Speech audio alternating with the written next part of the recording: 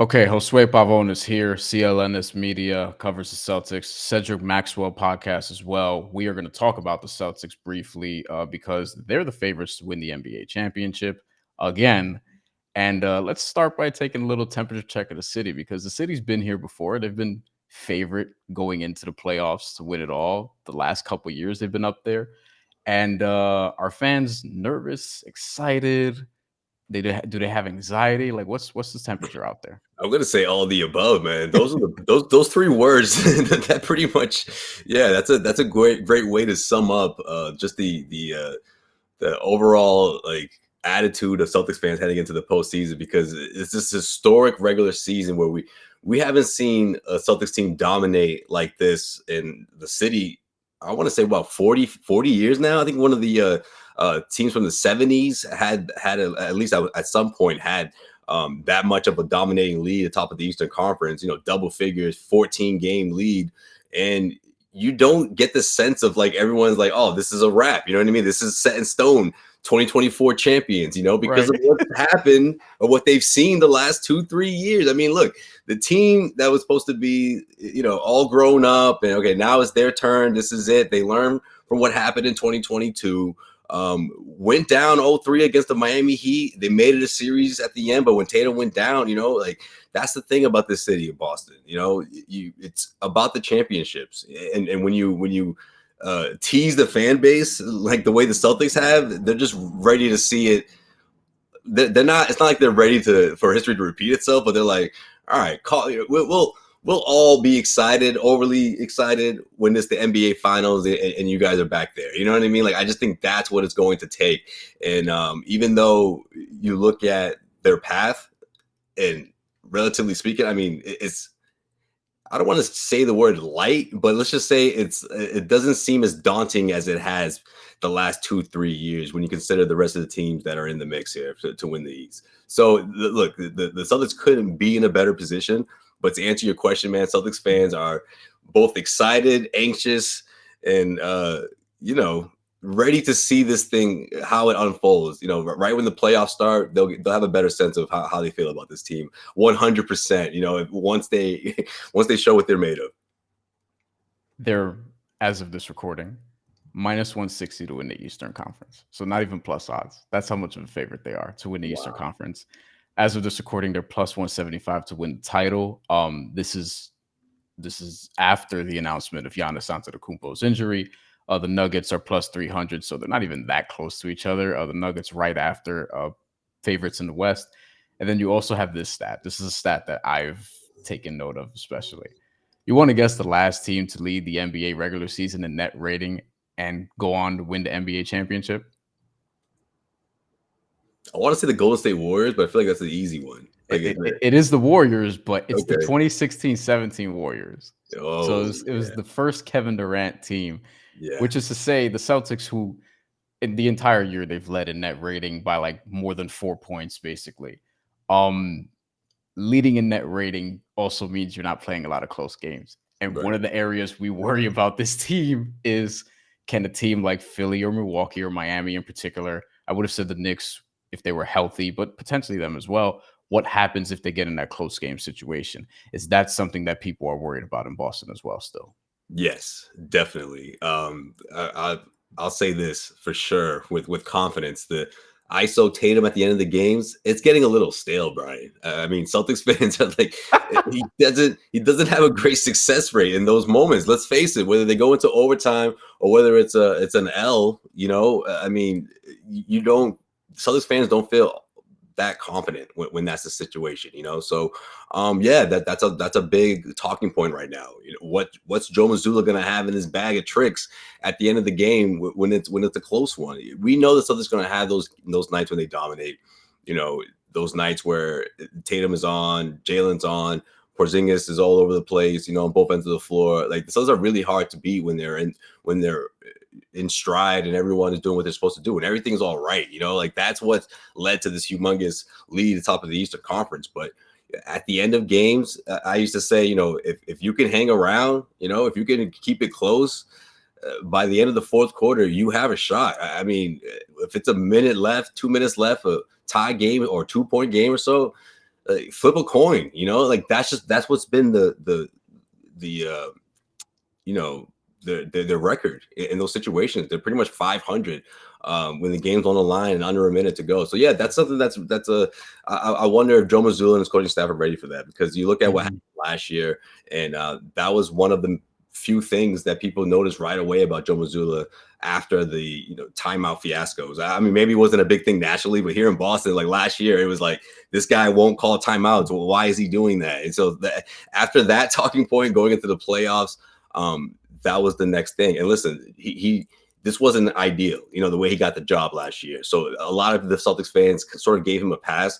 Now that he's equipped with his coaching staff, elite assistant coaches, experienced guys that are probably going to get a head coaching job within the next 2-3 years. Sam Cassell, with this extensive background coaching underneath Doc Rivers for over a decade. Charles Lee, an assistant who was on that Bucks coaching staff that won the championship in 2021. So, I mean, these guys, they've been there before, So I just wonder when those moments come up, what type of postseason tricks they're going to have ready for us to be surprised about.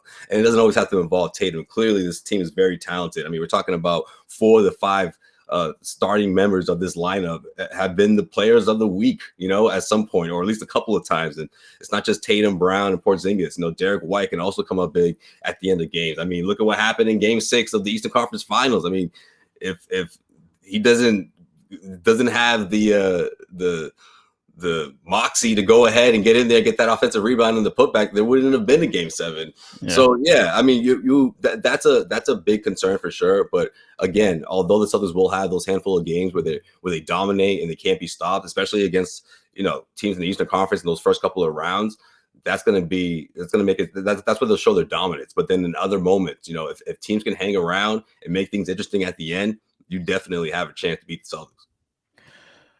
I wonder what happens if they don't pull this off. But we'll get to that in a second, because I actually want to ask you this first.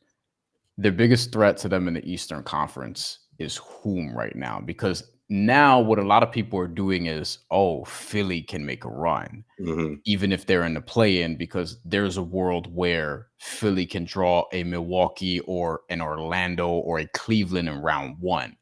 And I think a lot of people, especially given the state of Giannis Antetokounmpo, would back Philly to win that in round 1, which could position them in a favorable matchup in round 2. And they haven't gotten past round 2 since they had Allen Iverson, but this looks like a year that they could finally do that, which means they'll see the Celtics at some point, assuming the Celtics get by all that.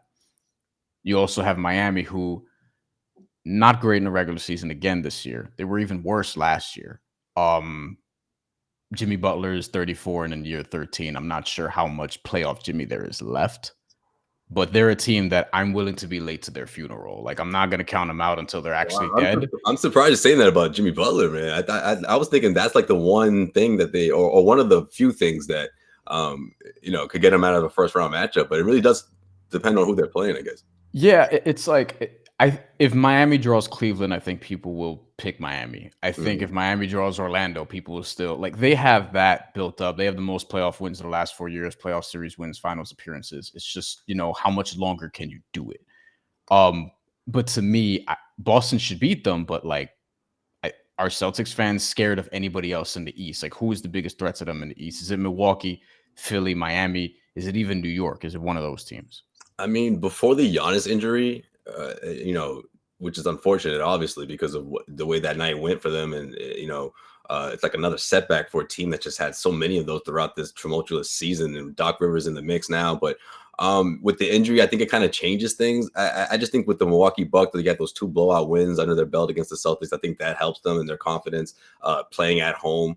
Giannis is a big part of that, obviously. So if he's not 100%, I mean, that's a really tough matchup for them to go into out of the gate, to kick off the playoffs. So if I'm the Milwaukee Bucks, like, the path to the Eastern Conference Finals and me and the Celtics there, I think as tough as daunting as it's going to be, you probably want to see the Celtics later. But then at the same time, like, having a 50% Giannis or someone that's not all the way there in that first round matchup, it really does make you wonder if they get the Philadelphia 76ers, man. That could be another first round exit for these guys. So So this is interesting. tough. A lot of people are saying you'd rather see the Celtics later. I almost think the opposite. I almost think because Philly. they For haven't Philly, had I think the opposite. But go ahead. Yeah, yeah. what have they had to play for the last already been a couple weeks? It'll be how long ago did they clinch the 1 seed already? Yeah. And to use a boxing analogy, you know I'm a huge boxing guy. You need to spar to get ready to fight. Yeah. And the Celtics, they're kind of like just going through the motions. I feel like they're a team that if you want them at all in the playoffs, you should not want them in the playoffs because they're that good. But if you want them at all, I feel like getting them early, you can kind of punch them in the mouth, win game 1, and then see what happens. Yeah. I Any mean, any series that the Heat beat them in, for example, they beat them in game 1. that's true. No, that's a good point. But then, Miami's a good example of a team that had the momentum on their side going, the way they went into the play-in tournament and then going into the first round matchup, knocking off the Bucks. I mean, that really got their momentum going as well. But yeah, I mean, there's a lot of people who thought that if the Celtics met up with the Heat in the first round, that maybe the Heat knock them out early and this thing would have been different for the Celtics. But I mean, I just look at it as if we had this conversation 24 hours ago, I'd probably be saying that. But I just think the Giannis injury, and we have to wait to see the extent of it, but I guess that he's out for the rest of the season just to get ready for the playoffs. So I just think that's a lot of weight on his shoulders, to go into that first round matchup against a team like the Celtics. Whereas if you have somewhat of a less challenging opponent, maybe he worked his way back little by little, and then by the Eastern Conference Finals, or at least in the second round or so, which would be another tough matchup for these guys, he can find his stride. If that's the way it goes in the bracket, but a team like what you just said that I think would benefit from a first round matchup, or at least if that's the way it happened, and you would think to yourself, man, this is one team that could have a shot or at least force a game 7 against the Celtics, is the Philadelphia 76ers. I mean, the way Joel Embiid's come back from this injury, he's it's like he hasn't missed a step. And that's a humongous advantage for the Philadelphia 76ers, considering how big that injury was and how he had to work his way back. And now all of a sudden you can carry that momentum going into the first round matchup with Tyrese Maxey in the backcourt. I mean, the Celtics this season have really struggled with with guards like that, who can beat you off the dribble, score first guards that could really go off in the second half, and also have the support of a Joel Embiid and other guys, right? I mean, whether that's Tobias Harris, whichever version of him shows up, because when he's on, like that really does change things for this 76ers team. And then you have other guys as well that buckle down defensively, and they provide problems for the Celtics, if you ask me. I just think Porzingis does change things for Philly in terms of like making them uncomfortable. But when you're able to, neutralize that with Embiid and the rest of the team and the Philadelphia crowd and all that, it could be one heck of a first round series. And, you force a game 7 against these guys, anything can happen. Last thing, because Boston should win the title or at least should get to the finals. I think I would pick Denver if we do get a Nuggets Celtics finals, just because of Nikola Jokic and how Denver executes. But I think that would be a great series and a close series. And I think that's a series that we should all, I don't want to say expect, but we should all. I think that's what everyone wants. I think that's what people probably want. I think Sixers Nuggets would be interesting also to see Embiid versus Jokic, but I'd be surprised if the Sixers did it. But they were close last year, Brian. Man, they were close. That's true. Crazy. So I would say this: what happens if the Celtics don't get it done this year? Again, don't win the finals, don't win a championship. This is a team that, in terms of contracts, you can bring back a lot of these guys. You have a Drew Holiday decision, like you could still extend them. Jason Tatum, his contract is not going to end anytime soon, but you could also extend him because he's going to be extension eligible either this or next summer.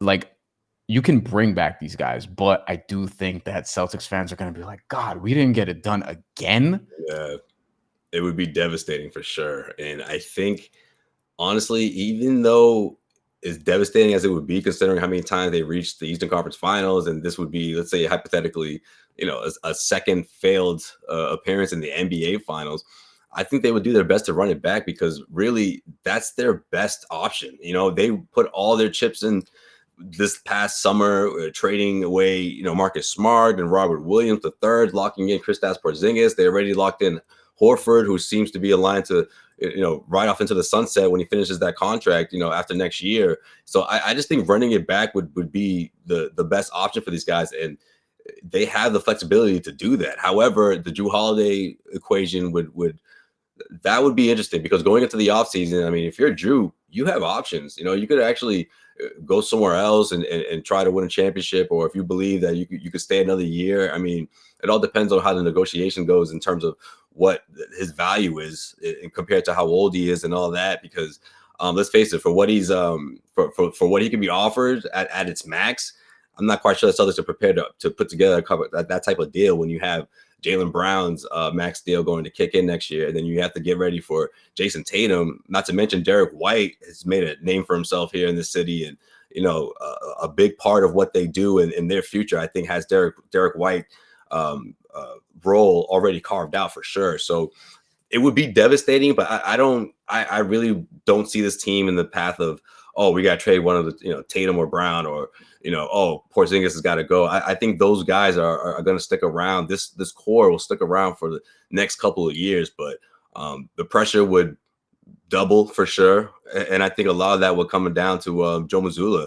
I don't think it would be pressure enough to squeeze him out of the city or for him to lose his job, but it would be sort of that, like, hey, this is your last shot type of thing. And I know as unfair as that sounds, considering it's only his second year, first year as the assigned head coach going into an offseason involved with all the exchanges and all that, but that's just the way it is in this city, and especially with the expectations, and with Grossbeck, who's been invested a lot of money into this team and has been waiting for that championship, his second championship since he essentially became an owner back in 2003. So we're talking about over 20 years. He's been chasing championships, if you will, and he only has one to show for it. So I think it would add to a lot of extra pressure on these guys. But again, I don't think you would see a complete rebuild or anything like that.